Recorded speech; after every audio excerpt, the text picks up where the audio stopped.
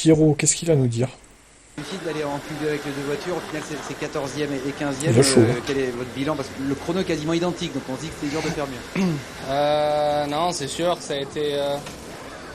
C'était une séance compliquée, on a du mal, on a énormément de mal avec ces pneus soft.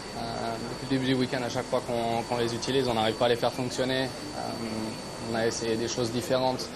Au final, le meilleur feeling que j'ai eu de toute la séance, c'était en Q1 avec les pneus usés. Ce qui est vraiment étrange en pneu neuf,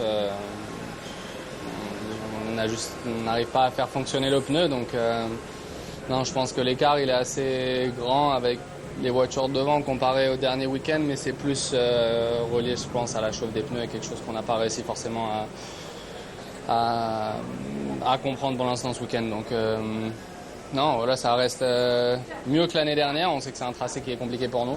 Et voilà, demain, normalement, on devrait pas utiliser les mêmes conditions, donc ça devrait être un petit peu mieux, mais voilà, on verra ce qu'il y est possible de faire demain. Est-ce que ici, avec cette chicane au départ, vous regardez les vidéos des années précédentes pour vous préparer? Oui, bien sûr, on regarde chaque circuit, ça fait partie de la préparation du Grand Prix. C'est que c'est facile de tout perdre dès le premier virage. Ici, ça arrive très très vite, les freins froids, les pneus froids. Donc ça va être important de bien négocier. Et puis après c'est vrai qu'il y a des voitures qui sont très rapides.